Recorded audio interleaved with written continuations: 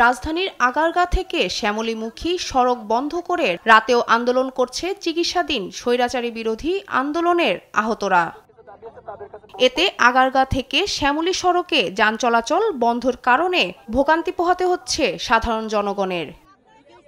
সন্ধ্যায় বৈষম্য বিরোধী ছাত্র আন্দোলনের আহ্বায়ক হাসনাত আব্দুল্লাহ এবং জুলাই শহীদ ফাউন্ডেশনের প্রধান নির্বাহী মীর স্নিগ্ধ আন্দোলনরতদের সাথে সাক্ষাৎ করতে এসেছিলেন আহতদের সঙ্গে।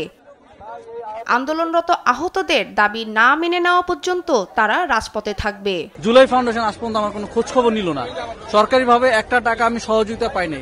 তো সরকার কাকে সহযোগিতা করতেছে, কাকে নিয়ে কাজ করতেছে, কিভাবে কাজ করতেছে? আমাদের দাবি তো এটাই যে আমরা যারা আহত তাদের খোঁজ খবর নিচ্ছে না, কাদের খোঁজ খবর নিচ্ছে?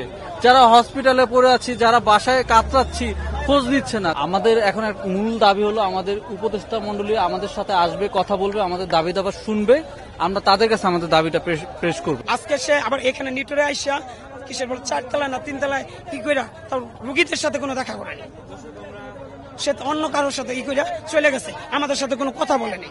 আর এরকম করে যদি সিন্ডিকেট করে চলাফেরা করে আজকে 3 মাস যাবত আমার মতো একটা ছেলে চোখ নাই, আমার মতো একটা ছেলে ভাইয়ের হাত নাই, পা নাই, 3 মাস যাবত আমরা কোনো কিছু ওরকম ফলাফল পাইনি। এখন যে আরো যে পাবো তার কোনো নিশ্চয়তা এটা আমরা পাইতেছি।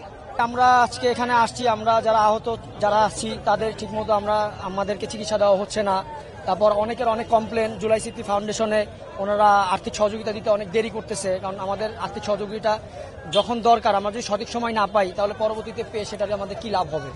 আর আমাদের এখানে আরো অনেক দাবি আছে, যে দাবিগুলো আমাদের এখানে আমরা উপস্থাপন করব। সেখানে আমাদের বলা হচ্ছে যে 4 জন উপদেষ্টা মন্ডলী যাদের নাম আমরা বলেছি, আপনারা শুনেছেন বিগত আগে, তো ওনারা আসলে আমাদের যে দাবিগুলো ওনাদের কাছে আমরা আজকে তুলে ধরবো। আর এর থেকে বড় কথা হচ্ছে আমরা স্বাস্থ্য উপদেষ্টার পদত্যাগ চাই। স্বাস্থ্য উপদেষ্টা উনি আমাদের সাথে আজকে আমাদের পেশেন্টদের সাথে খুব খারাপ করছে, ওনার গাড়ি দ্বারা আমাদের পেশেন্ট আহত হয়েছে, এই কারণে ওনাকে আমরা স্বাস্থ্য উপদেষ্টা হিসাবে আর চাই না। আর বাকি যেটা আমাদের দাবি দাবা যা আছে সব আমরা উপদেষ্টা মন্ডলী যারা আছে ওনারা আসলে আমরা বলবো। আমাদের সমস্যা অনেক, দেখেন আমরা যারা যোদ্ধা আছি, আমার একটা যোদ্ধা কিন্তু প্রপারলি তার সাহস না থাকলে সে কখনো রাজপথে নামে না।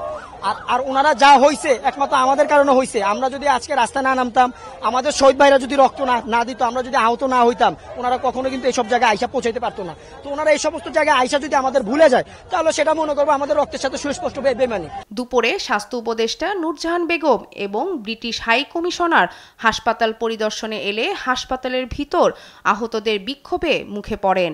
এরপর দুপুর 1টা থেকে হাসপাতালের সামনে সড়কে অবস্থান কর্মসূচি পালন করেন আহতরা।